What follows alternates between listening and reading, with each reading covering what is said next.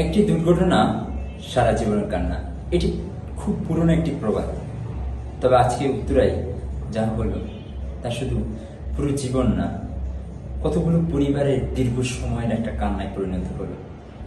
এই যে একটা যে ফাইটার প্লেন ট্রেনিং করবে সেটা কেন নগরালয়ে থাকতে হবে? আর কেনই বা আমাদের দেশে সব কিছু কোনো শৃঙ্খলার ভেতর নেই? কেন আমাদের যে নিয়মতান্ত্রিক ব্যবস্থা সব এত বিশৃঙ্খলাই কেন? এই প্রশ্নগুলো করা প্রয়োজন আজকে।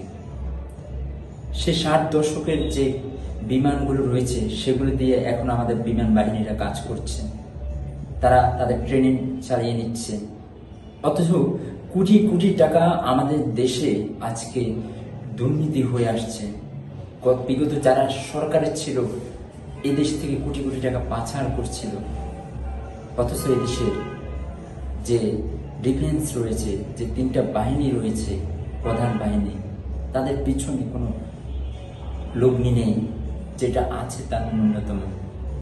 অথচ আমাদের এই যে প্রতিরক্ষার যে সক্ষমতাটা সেখানে সবচেয়ে বেশি খরচ হবার কথা ছিল, অথচ আজকে আমাদের যে প্রাণ পুরুষরা রয়েছে তারা পুরাতন সেই যন্ত্রগুলো, আমি তাদের সেই যন্ত্রগুলোকে মুড়ির টিনে বলবো, সেই মুড়ির টিন ট্রেনিং করতে গিয়ে তারা প্রাণ দিয়ে দিচ্ছে। অথচ কত স্বপ্ন ছিল আকাশে উড়ার, সে আকাশে উঠতে গিয়ে আজকে একটা দুর্ঘটনায় উত্তরায় কতগুলো শিশু আগুনে দগ্ধ। আমাদেরকে এখনই ভাবতে হবে, কথা বলতে হবে এগুলো নিয়ে, আমাদের সিস্টেমকে নিয়ে, আমাদের এই জঞ্জাল ভরা বিশৃঙ্খলাকে নিয়ে, যেখানে শুধু বিমান বাহিনী না, আমাদের নৌবাহিনী যারা রয়েছে সেখানেও আহামরি কোনো উন্নতি নেই। আপনি দেশে অর্থ ব্যয় করেন এই যে আমাদের ডিফেন্সের প্রতিরক্ষায় যে সক্ষমতা সেখানে ব্যয় করুন, এতে করে আমাদের দেশের যে শক্তি সেটাই বৃদ্ধি পাবে। এদেশের দুর্নীতি সবাই করে আসছে।